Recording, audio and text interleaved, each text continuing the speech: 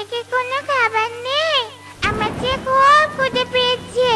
কিন্তু মা, আমার শরীরটা যে খুব খারাপ, বৃষ্টির মধ্যে তো কাজে যেতে পারছি না। তুই বরং কাকুলি দিদির কাছ থেকে কিছু খাবার নিয়ে আয়, বলবি মা কাজ করে দিয়ে দিবে। আচ্ছা ঠিক আছে মা। দাঁড়া মা, এই বৃষ্টির মধ্যে যাস না, কাকুলির বাড়িতে যেতে আসতে তুই ভিজে যাবি, আর বৃষ্টিতে ভিজলে যে আমার মতো তুইও অসুস্থ হয়ে পড়বি রে মা। কিন্তু মা, আমি যে ক্ষুধার জ্বালা সহ্য করতে পারছি না।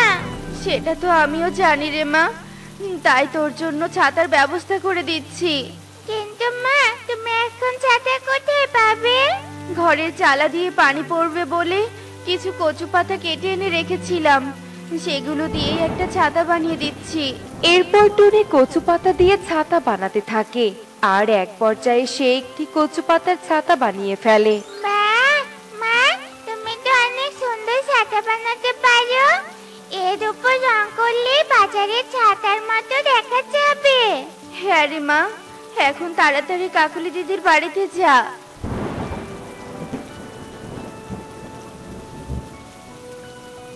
কাকুলি মাসি, ও কাকুলি মাসি, দরজাটা একটু খোলো না। কি হয়েছে রে টুকি? বৃষ্টির মধ্যে আমাদের বাড়িতে এসে এমন চিৎকার চেঁচামেচি করছিস কেন? আসলে মাসি, আমার খুব ক্ষুধা পেয়েছে। মা অসুস্থ থাকে, কাজ করতে পারেনি বলে ঘরে কোনো খাবারও নেই। তাই তুমি যদি আমাকে একটু খাবার দিতে তাহলে খুব উপকার হতো। আমার তো এত উপকারের দরকার নেই, নিজেরই খাবার পাই না, আবার আরেক ভিখারি এসেছে ভিক্ষা নিতে। মা, তোমার হাতের খিচুড়ি খুব মজা হয়েছে। একি টুকি, তুই কচু পাতার ছাতা কোথায় পেলি? আমার মা বানিয়ে দিয়েছে রে কনক। দে তো দেখি ছাতাটা কিভাবে বানিয়েছে। এরপর টুকি কনককে ছাতাটা দিয়ে দেয়, আর কনক ছাতাটা নিয়ে ঘরে চলে যায়। কনক, আমার ছাতা নিয়ে ঘরে গেলি কেন? আমার ছাতা আমাকে দিয়ে দে। আমার ছেলেটা তোর ছাতাটা নিয়ে দেখছে, তাই তো সহ্য হচ্ছে না, আবার আমার কাছে খাবার চাইতে এসেছিস। ভেবেছিলাম তোকে খাবার দিব, কিন্তু তুই যে হিংসা, তোর মতো হিংসা পাখিকে কোনোদিনও খাবার দিব না। যা এখান থেকে।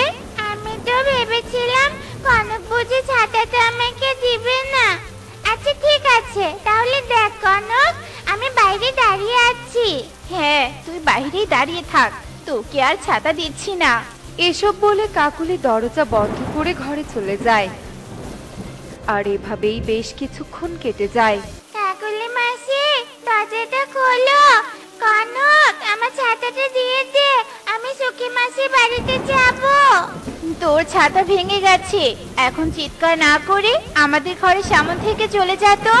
তুমি মিথ্যে বলছো, তোমরা খুব খারাপ। আমাকে খাবারও দিলে না, আবার আমার মা কষ্ট করে ছাতা বানিয়ে দিয়েছে সেটাও দিচ্ছ না। আমি মাকে সবটা বলে দিব। এসব বলে টুকি কাঁদতে কাঁদতে সেখান থেকে সুখীর বাড়িতে চলে যায়। সুখী মাসি, ও সুখী মাসি, দরজাটা একটু খোলো গো। আরে মা টুকি, তুই বৃষ্টিতে ভিজে আমাদের বাড়িতে এসেছিস কেন? তারপর টুকি কবুতরকে সব কথা খুলে বলে। ওহরে, তোর কথা শুনে খুব খারাপ লাগছে, কিন্তু আমাদের ঘরেও যে খাবার নেই, আর তোর সুখী মাসি তার মায়ের বাড়িতে বেড়াতে গেছে। বৃষ্টি না থামলে যে আমাকেও না খেয়ে থাকতে হবে। আচ্ছা ঠিক আছে কবুতর আঙ্কেল, আমি তাহলে আসি। এরপর টুকি বাড়িতে চলে আসে আর টুনিকে সব কথা খুলে বলে। শয়তান কাকুলি তো খুব খারাপ, মেয়েটাকে খাবারও দেয়নি, আবার ছাতাটাও কেড়ে নিয়েছে। মারে, একটা কচু পাতা আছে, তুই বরং কচু পাতাটা মাথায় দিয়ে মানুষের রাজ্যে যা, ভালো মানুষ হলে তোকে ঠিক কোনো খাবার দিবে। আচ্ছা ঠিক আছে মা, যাচ্ছি।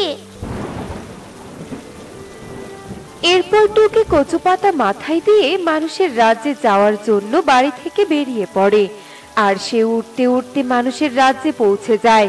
ওই তো একটা মানুষের বাড়ি পেয়েছি, আমি বরং ওই বাড়িতেই যাই। বাড়িতে কেউ আছো?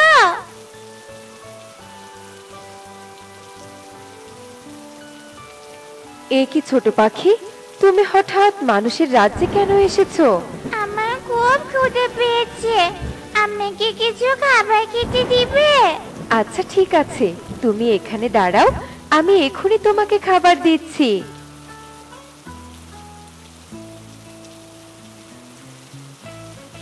এই নাও ছোট পাখি, তোমার খাবার, এখানে বসে খেয়ে নাও। না মাসি, এখানে আমি খাবো না, বাড়িতে গিয়ে মায়ের সাথে খাবো। আচ্ছা ঠিক আছে, তবে যাও। এরপর টুকি খাবার নিয়ে বাড়ির দিকে যেতে থাকে, আর তখনই সে পথে ঈগলকে পড়ে থাকতে দেখতে পায়। এ কি আঙ্কেল, তোমার কি হয়েছে? বৃষ্টির মধ্যে এভাবে পড়ে আছো কেন? আমি অনেক দূরের বন থেকে ব্যবসার কাজে শহরে গিয়েছিলাম, কিন্তু এই বনে আসতেই খুব জোরে বৃষ্টি শুরু হয়, আর সকাল থেকে বৃষ্টি থামার অপেক্ষা করছি, কিন্তু বৃষ্টি তো থামছে না। এদিকে পেটেও খুব ক্ষুধা পেয়েছে, তাই এই গাছের নিচেই শুয়ে পড়েছি। তুমি এই খাবারগুলো খেয়ে আমাদের বাড়িতে চলো, এখানে এভাবে বৃষ্টিতে ভিজলে তো তুমি অসুস্থ হয়ে যাবে। আচ্ছা ঠিক আছে রে মা, দে দেখি। এরপর ঈগল টুকির কাছ থেকে খাবার নিয়ে গপ গপ করে খেয়ে নেয়, আর তারপর টুকির সাথে বাড়িতে চলে আসে। মা টুকি, মানুষের রাজ্যে গিয়ে খাবার পেয়েছিলি? আর এই পাখিটাকে ঠিক চিনলাম না তো। মানে মা? তারপর টুকি টুনিকে সব কথা খুলে বলে। অন্যের বিপদে সাহায্য করে ভালোই করেছিস রে মা। তুমি কাজটা ঠিক করনি মা, নিজে এত ক্ষুধার্ত থেকে খাবারগুলো কেন আমাকে দিয়েছো? আমি তো ক্ষুধার্ত থাকায় এত কিছু না ভেবে খাবারগুলো খেয়ে ফেলেছি, কিন্তু এখন আমার খুব খারাপ লাগছে। চিন্তা করো না আঙ্কেল, আমার ক্ষুধা চলে গেছে, আর মায়ের জন্য আমি আবার মানুষের রাজ্যে গিয়ে খাবার নিয়ে আসছি। বৃষ্টি তো থেমে গেছে, তোমাকে এখন খাবার আনতে কোথাও যেতে হবে না, আমার সাথে বাজারে চলো, আমি তোমাকে খাবার খাওয়াবো, আর তোমার মায়ের জন্য ঔষধ কিনে দিব।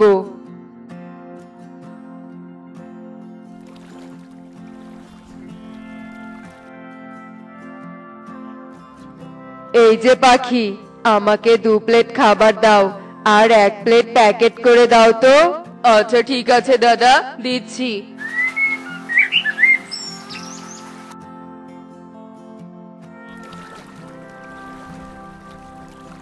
মা, আঙ্কেল আমাকে পেট ভরে খাবার খাইয়েছে, আর দেখো কত কি কিনে দিয়েছে। এই লাল রঙের ছাতাটা আমার খুব পছন্দ হয়েছে। দাদা, শুধু শুধু এত টাকা খরচ করতে গিয়েছো কেন? সমস্যা নেই, আমি অনেক বড় ধরনের ব্যবসা করি, আমার টাকার কোনো অভাব নেই, আর তাছাড়া তোমরা আমার বিপদে সাহায্য করেছো, আমি তোমাদের বিপদে সাহায্য না করে থাকতে পারি? এই ঔষধগুলো খেয়ে নাও, দেখবে আজকের মধ্যে তুমি সুস্থ হয়ে যাবে। আচ্ছা ঠিক আছে দাদা। আর এই টাকাগুলো রাখো, সুস্থ হলে কোনো একটা ব্যবসা করো, তাহলে তুমিও আমার মতো ধনী হতে পারবে। দাদা, তোমাকে অনেক ধন্যবাদ, আমার অনেক বড় উপকার করলে। টোনা মারা যাওয়ার পর থেকে এভাবেই কষ্ট করে মেয়েটাকে নিয়ে বসবাস করছিলাম, কিন্তু তোমার জন্য মনে হচ্ছে মেয়েটাকে ঠিক মতো খাবার খেতে দিতে পারবো। তোমার মতো ভালো পাখিদের সৃষ্টিকর্তা কখনো অভাব দিবেন না, দেখো।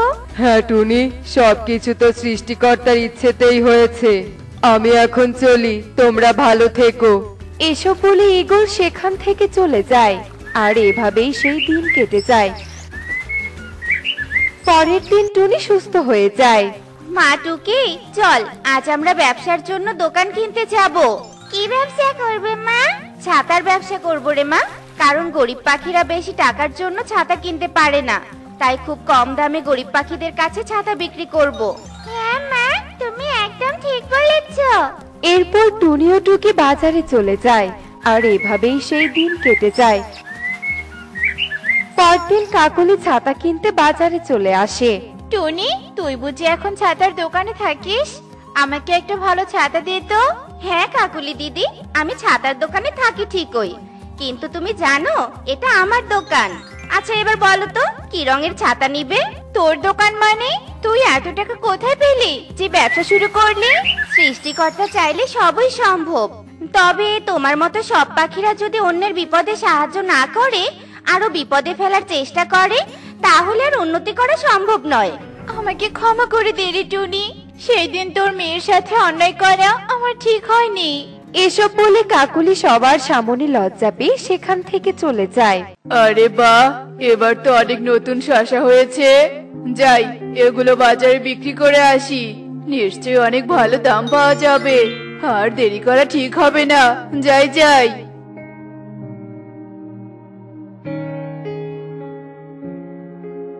কালু দাদা, আজ দোকানে নতুন শসা তুলেছো? শসাগুলো তো বেশ ভালোই হয়েছে, তা শসাগুলোর দাম কত? ভালো তো হবেই, দেখতে হবে না কার জমির শসা। আর এই নতুন শসার দামও অনেক। তোর মতো গরিব পাখি কি আর বেশি দাম দিয়ে শসা কিনে খাবে? আমার তো মনে হয় না। কালু দাদা, গরিব পাখি হলেও তো খেতে হবে, না হলে বাঁচবো কি করে? দাও 1 কেজি শসা দাও দেখি। যা দাম হয় তা আমি দিয়ে দিচ্ছি, তোমাকে চিন্তা করতে হবে না। আচ্ছা ঠিক আছে, দিচ্ছি। এরপর কালু কাক টোনাকে 1 কেজি নতুন শসা দিয়ে দেয়, আর টোনা শসা নিয়ে সেখান থেকে চলে যায়। আর দেখতে দেখতে কালু কাকের সব শসাও বিক্রি হয়ে যায়। কালু, তুমি বাজারে গিয়েছিলে? হ্যাঁ কাকুলি, আমি বাজারে গিয়েছিলাম, আর বাজারে যাওয়ার সাথে সাথে সব শসা বিক্রি হয়ে গেছে। অনেক লাভ হয়েছে জানো। কি বলছো কালু, অনেক লাভ হয়েছে? আমি কি আর মিথ্যে কথা বলছি নাকি? দেখছো না আমার হাতে কতগুলো টাকা। ও মা, তাই তো, আমি তো বিশ্বাসই করতে পারছি না গো। এসব কথা বলতে বলতে কালু কাকের বাড়িতে এক বড় ব্যবসায়ী চলে আসে, আর কালু কাককে ডাকতে থাকে। মিস্টার কালু, আপনি কি বাড়িতে আছেন? দয়া করে একটু বাইরে আসুন। এই সময় আবার কে এলো কালু? দাঁড়াও, আমি গিয়ে দেখছি কে এসেছে। কে আপনি দাদা? আপনাকে তো ঠিক চিনতে পারলাম না। আমার নাম ঈগল, আমি শহর থেকে এসেছি। শুনেছি এ বনে আপনি নাকি সবচেয়ে বেশি জমির মালিক, তাই আমি চাই আপনার জমির সব সবজি কিনে নিতে। কি বলছেন কি আপনি? আমার জমি সব সবজি কিনে নিবেন? তাহলে তো ভালোই হয়, আমাকে আর কষ্ট করে সবজি তুলে বাজারে নিয়ে যেতে হবে না। আচ্ছা ঠিক আছে, আপনি কোনো চিন্তা করবেন না, এখন থেকে আমার জমির সব সবজি আমি আপনার কাছে বিক্রি করব। আচ্ছা ঠিক আছে, আজ তবে আমি আসি। তবে যাওয়ার আগে টাকাটা অগ্রিম দিয়ে যেতে চাই, সময় মতো এসে সবজি নিয়ে যাব, কেমন? এরপর ঈগল কালু কাককে অগ্রিম টাকা দিয়ে সেখান থেকে চলে যায়। আর কাকুলি কালু কাককে বলতে থাকে, কালু, ওই পাখিটা কে ছিল? উনি একজন বড় ব্যবসায়ী, উনি এখন থেকে আমাদের জমির সব সবজি কিনে নিবে। এই দেখো, অগ্রিম টাকাও দিয়ে গেছে। এবার আমরা আরো ধনী পাখি হয়ে যাব। তাহলে তো খুব ভালো কথা, তবে বেশি লোভ করতে যেও না, বুঝেছো?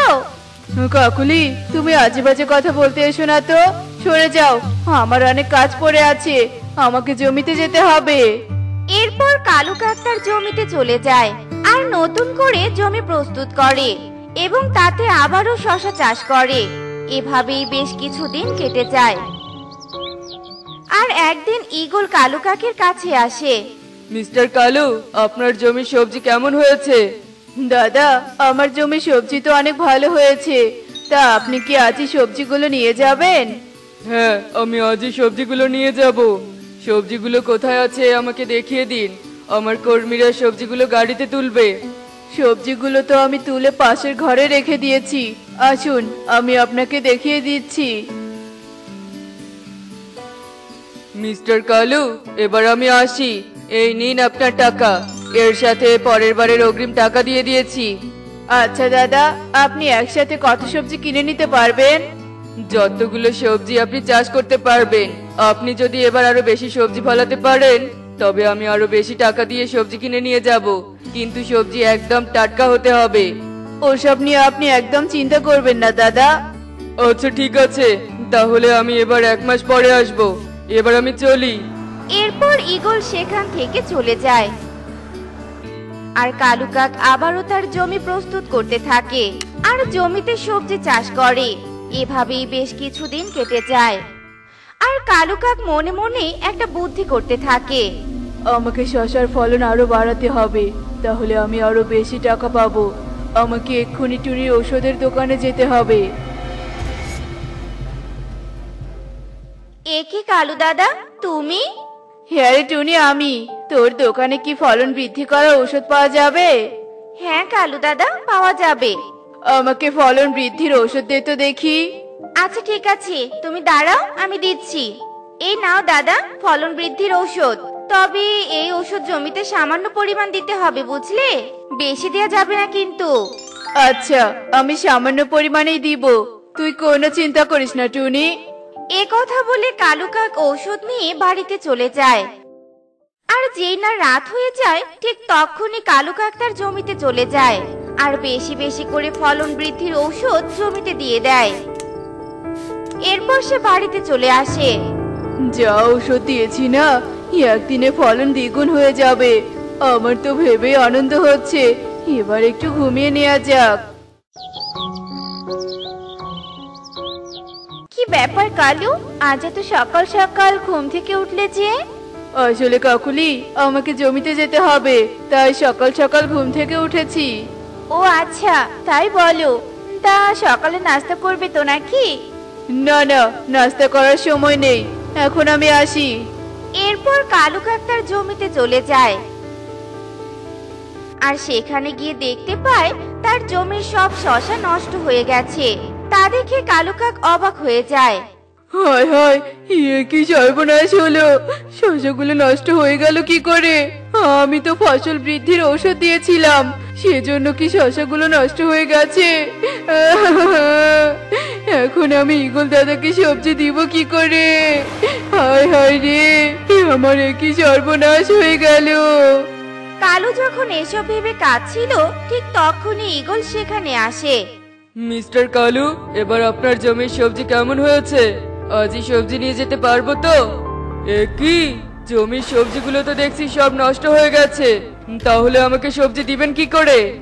দাদা, আমার অনেক বড় সর্বনাশ হয়ে গেছে, আমাকে ক্ষমা করে দিন। আমি এবার আপনাকে সবজি দিতে পারলাম না। কিন্তু এসব কি করে হলো? কালু কাক ঈগলকে সব কথা খুলে বলে আর সব শুনে ঈগল বলতে থাকে। জি মিস্টার কালু, আপনি যে এত লোভী পাখি তা আমি আগে জানতাম না। যদি জানতাম আপনি এমন পাখি, তবে আপনার কাছে কখনোই আসতাম না। যাকে সেসব কথা, সবজি যখন দিতে পারবেন না তখন আমার টাকা ফেরত দিন। এখানে আর এক মুহূর্ত সময় নষ্ট করতে চাই না আমি। ইয়ে মানে টাকা? হ্যাঁ, টাকা। ঠিক আছে, আমি আপনাকে টাকা ফিরিয়ে দিব, আপনি কোনো চিন্তা করবেন না। এরপর কালু কাক ঈগলের সব টাকা ফিরিয়ে দেয় আর সব হারিয়ে কালু কাক অনেক কাঁদতে থাকে। ঠিক তখনই সেখানে টুনি চলে আসে। কি হয়েছে কালু দাদা, এভাবে কাঁদছো কেন? টুনি রে, আমার সব শেষ হয়ে গেছে। আমার অতিরিক্ত লোভের কারণে আমার সব ধ্বংস হয়ে গেছে।